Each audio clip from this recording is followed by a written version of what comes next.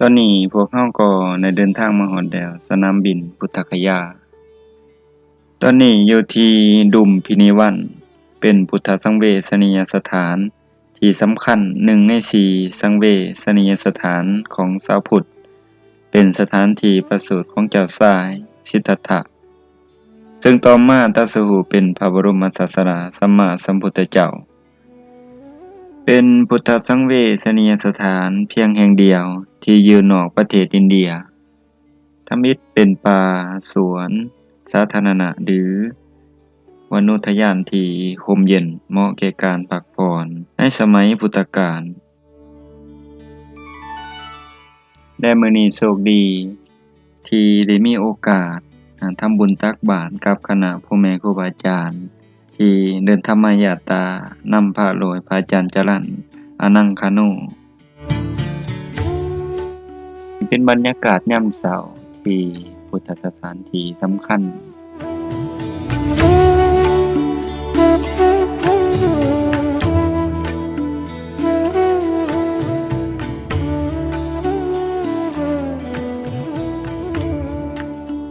ดุมพินีวันตั้งอยู่ครึ่งกลางระหว่างเมืองกมิลพัสกับเมืองเทวทหะในแคว้นสักกะเทิงแม่น้ำโลหินี หลังจากพระพุทธเจ้าปรินิพพานแล้วในพุทธศักราชได้294 ปี พระเจ้าอโศกมหาราชได้เสด็จมานมัสการพุทธสังเวชนียสถานทั่วทั้งพุทธวีปพร้อมด้วยพระโมคคัลลีบุตติสเถระหรือพระอุปคุตได้เสด็จมานมัสการที่ดุมพินีนี้พระองค์ได้โปรดให้พระโมคคัลลีบุตติสเถระนำทางในสี่จุดเจ้าชายสิทธัตถะประสูติและทรงสร้างอารามพระเจดีย์และเสาศิลาจารึกไว้เป็นสัญลักษณ์เอิ้นว่าเสาอโศกและได้จารึกอักษรพราหมณ์ไว้ว่าพระพุทธเจ้าประสูติที่นี่เสาศิลาหินทรายของพระเจ้าอโศกยังคงตั้งอยู่บ่อนเก่าจนถึงปัจจุบัน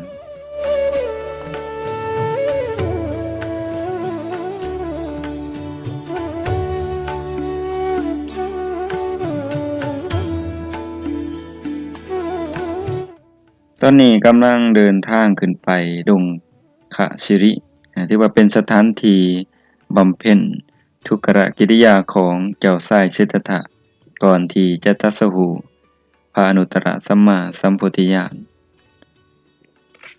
หลังจากทรงผนวดแล้วเจ้าชายสิทธัตถะจึงทรงมุ่งไปที่แม่น้ำคยาแคว้นมคธได้พยายามเสาะแสวงหาทางพ้นทุกข์โดยการศึกษาค้นคว้าทดลองในสำนักอาราธนาบทกลามโคตและอุทกลาบทรามบุตรเมื่อเรียนจบทั้งสองสำนักมันดุสานชั้นที่8ก็ทรงเห็นว่าบ่แม่นทางพ้นทุกข์ตามที่มุ่งหวังไว้จึงเสด็จมายังดงขสิริภายในถ้ำนี้เป็นสถานที่ประดิษฐานพระพุทธรูปพระโพธิสัตว์ปางบำเพ็ญทุกขกิริยาเมื่อบำเพ็ญทุกขกิริยาโดยคบฟันกั้นหายใจและอดหายใจดังจากทดลองมา6 ปีก็ยังบ่พบทางพ้นทุกข์จึงทรงยกเลิกบำเพ็ญทุกขกิริยาหันมาปฏิบัติตามทางสายกลาง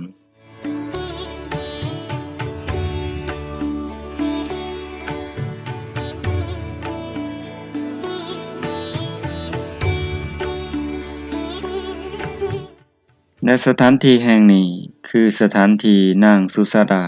ถวายข้าวมัทุปายาตข้าวของนางสุสดาถือว่าเป็นภัตตาหารมื้อทมิตหรือถวายอันสำคัญก่อนที่พระบรมโพธิสัตว์จะได้ตรัสรู้เป็นพระสัมมาสัมพุทธเจ้าและการถวายภัตตาหารในครั้งนี้เป็นบุญหลายที่สุด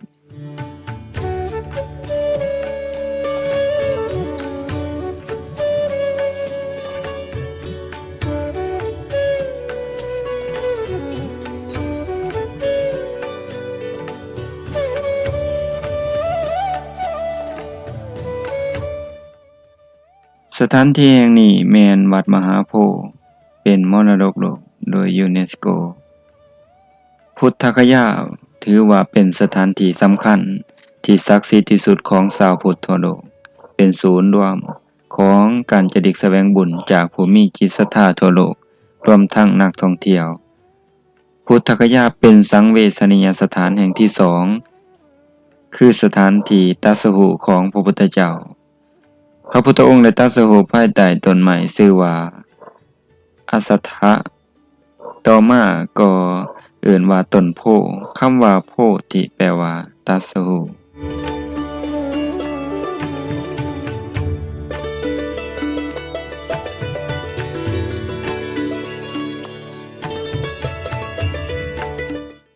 ต้นพระศรีมหาโพธิ์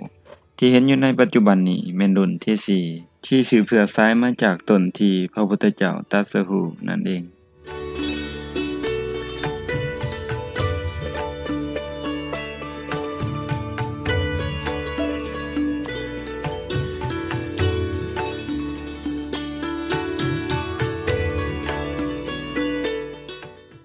ตอนนี้อยู่ที่สรณะหรือป่าอิสิปตนมฤคทายวัน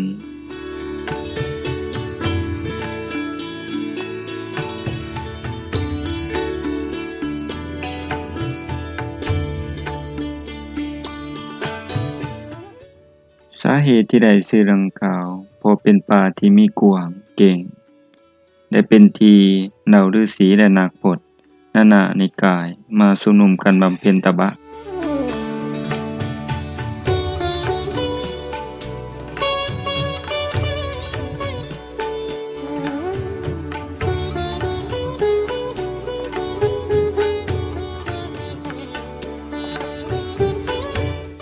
ตอนนี้ก็จะเห็นธรรมิกาสถูปคือสถานที่พระพุทธเจ้าทรงแสดงธรรมมากันแล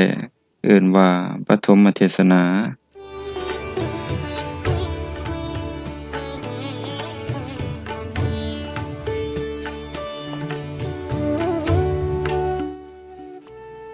ป่าอิสิปตนมฤคทายวันเป็นสถานที่สำคัญทางพระพุทธศาสนาตั้งอยู่ใกล้เมืองพาราณสีประเทศอินเดียป่าแห่งนี้เป็นสถานที่พระพุทธเจ้าทรงแสดงปฐมเทศนาเรื่องธรรมจักรกับปวัตตนสูตรแก่ปัญจวัคคีย์ทั้งห้าหลังจากตรัสรู้ได้7 สัปดาห์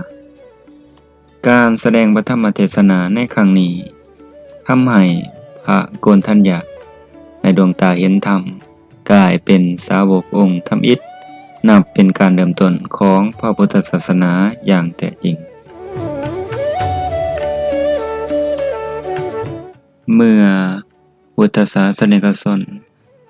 ที่เดินทางมาแสวงบุญเดินทางมาถึงแล้วก็จะเดินรอบเวียนปัทักษิณ3 รอบโดยการสวดพุทธคุณธรรมคุณสังฆคุณเพื่อเป็นการระลึกถึงคุณพระพุทธคุณพระธรรมคุณพระสงฆ์หลังจากนั้นก็จะไหว้พระพร้อมกันนั้นก็สวดธรรมจักรกับปวัตตนสูตร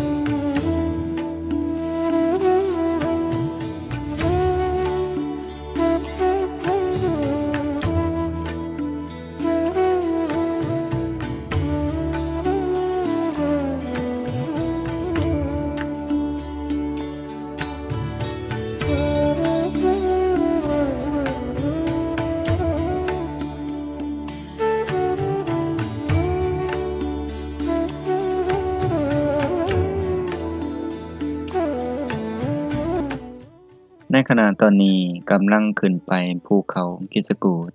เพื่อขึ้นไปกราบไหว้ระลึกถึงพระพุทธเจ้าก็คือกุฏิของพระพุทธเจ้าก่อนที่จะไปถึงก็จะผ่านธรรมของพระโมคคัลลานะ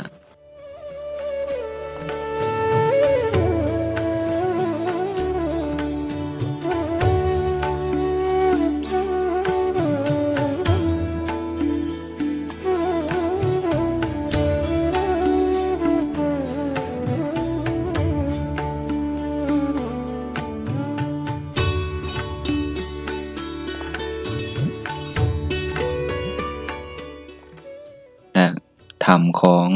พระสารีบุตร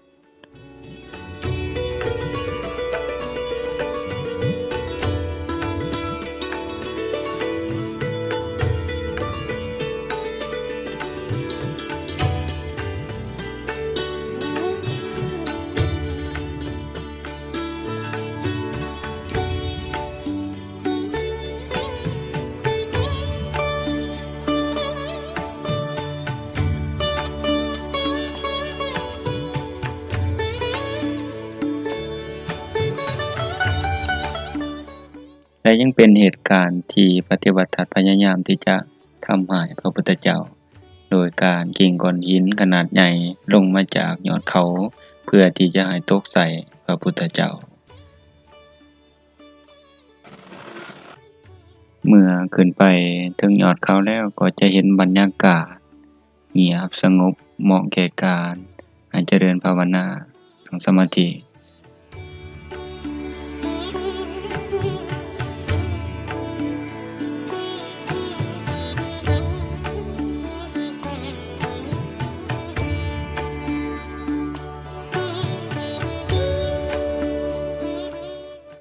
และเป็นสถานที่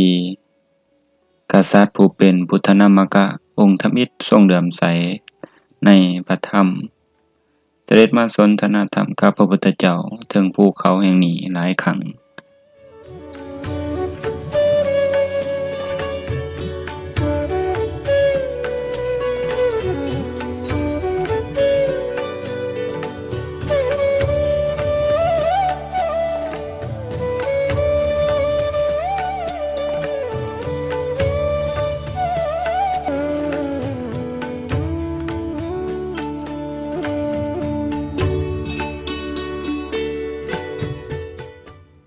วัดเวรุวันมหาวิหารเป็นวัดธรรมิตรในพระพุทธศาสนาคำว่าเวรุวันแปลว่าสวนไผ่ธรรมิตรวัดแห่งนี้เป็นราชอุทยานของพระเจ้าพิมพิสารกษัตริย์แห่งแคว้นมคธตั้งอยู่นอกเมืองราชคฤห์เมื่อพระพุทธเจ้าตรัสรู้แล้วได้เสด็จไปมายังเมืองราชคฤห์พระเจ้าพิมพิสารพร้อมด้วยข้าราชบริพารเข้าไปเฝ้าหลังจากทรงสดับรับฟังพระธรรมเทศนาและทรงเลื่อมใสจึงถวายสวนเวรุวันเป็นพุทธบูชาโดยทรงเห็นว่าเป็นที่สงบร่มเย็นเหมาะสำหรับอยู่บำเพ็ญธรรมของพระสงฆ์มหาวิทยาลัยนานันทามหาวิทยาลัยสงฆ์แห่งธรรมอิฐของโลกมหาวิทยาลัยนานันทาเริ่มสร้างขึ้นครั้งธรรมอิฐตั้งแต่สมัยพระเจ้าอโศกมหาราชสถานที่ที่เห็นอยู่นี่เป็นวัดป่ามหาวันเมืองเวสาลีประเทศอินเดียสถานที่พระพุทธเจ้าทรงจำพรรษาสุดท้ายก่อนปลงอายุสังขารทั้งยังเป็นที่ตั้งของเสาหินพระเจ้าอโศกมหาราชซึ่งเป็นเสาหินที่สมบูรณ์ที่สุดจากเสาหินทั้งหมดที่ค้นพบเมืองเวสาลีเป็นเมืองที่สำคัญในประวัติพุทธศาสนาเป็นอย่างยิ่งปรากฏในพระสูตรอย่างหลวงหลายมีรัตนสูตรเป็นต้นซึ่งรัตนสูตรนี้เองนับว่าเป็นจุดต้นกำเนิดในการทำนำพุทธมนต์อีกทั้งเป็นสถานที่ที่พระพุทธเจ้าทรงอนุญาตให้พระนางมหาประสาบดีโคตมีและบริวารอุปสมบทเป็นภิกษุณีครั้งแรกของโลกด้านข้างมีเสาอโศกตั้งสง่าอยู่สร้างขึ้นในสมัยพระเจ้าอโศกกษัตริย์แห่งราชวงศ์มौริยะเพื่อถวายราชสักการะแด่องค์พระสัมมาสัมพุทธเจ้าปักไว้ในสถานที่สำคัญทางพระพุทธศาสนาเหมือนเป่าประกาศว่าพระพุทธศาสนาได้แผ่ไพศาลไปทั่วทุกแว่นแขนแล้วโดยจุดเด่นของเสาอโศกที่เมืองไวสาลีนี้ประติมากรรมและแกะสลักขูบสิงห์เดียวประดิษฐานอยู่บนยอดเป็นสัญลักษณ์ว่าพระธรรมคำสอนของพระพุทธเจ้าได้แผ่ไปไกลดังเสียงคำรามแห่งราชสีห์ ทั้งนี้บริเวณเสายังมีคำจะดึกเป็นอักษรพราหมณ์ซึ่งเป็นภาษาโบราณ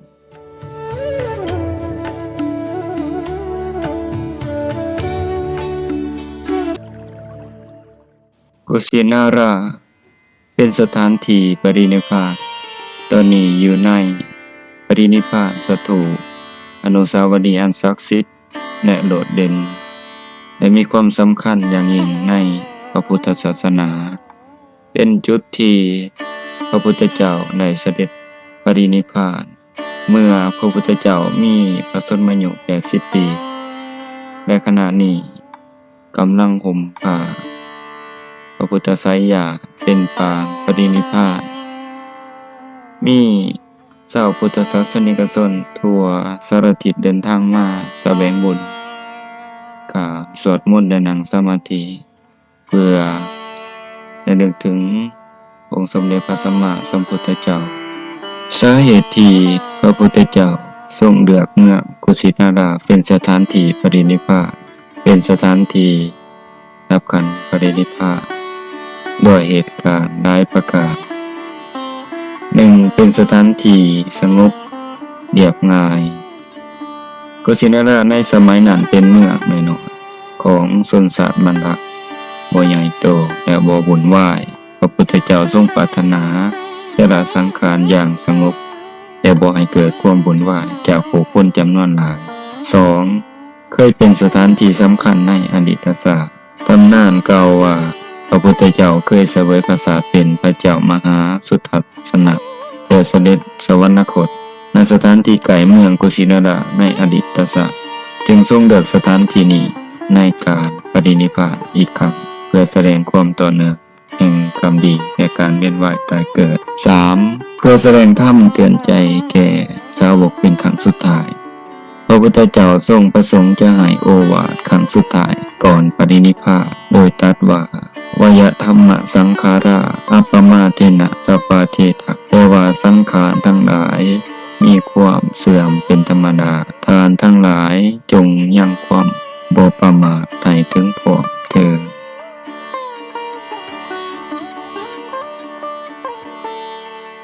เพื่อโปรดสาวกรูปสุดท้ายคือพระสุภัททะพระพุทธเจ้าทรง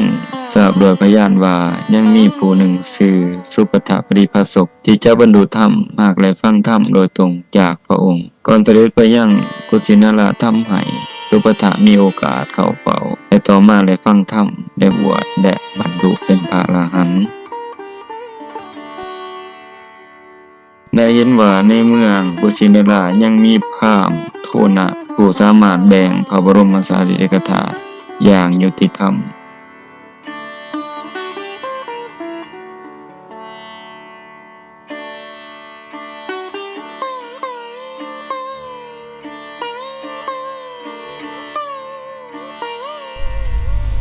นี่คือสถานที่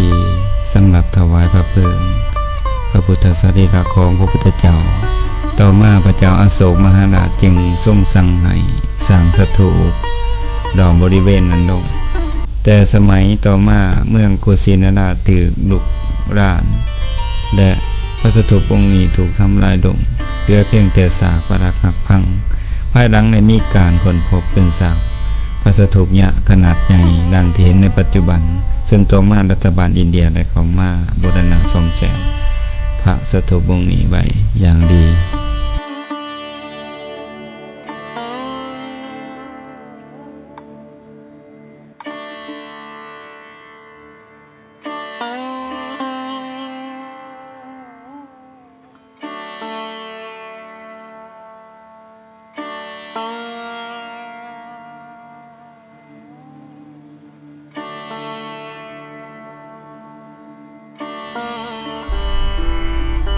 รามคานสถูปนครเทวทาหะเป็นสถูปดินที่บรรจุพระบรมสารีริกธาตุ1 ใน 8แห่งดังเดิมผู้เฝ้าสถูปคือตามตำนานกล่าวว่าพญานาคเฝ้าสถูปและปกป้องบ่ให้พระเจ้าอโศกขุดทำลาย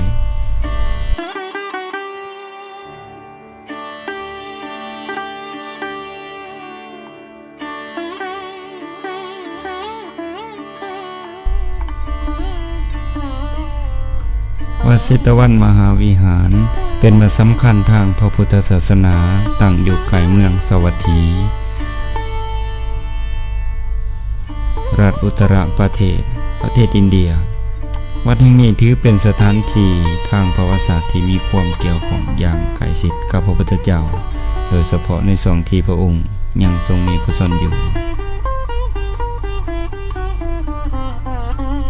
วัดเชตวันมหาวิหารเกิดขึ้นจากศรัทธาอันแห่งกลางของ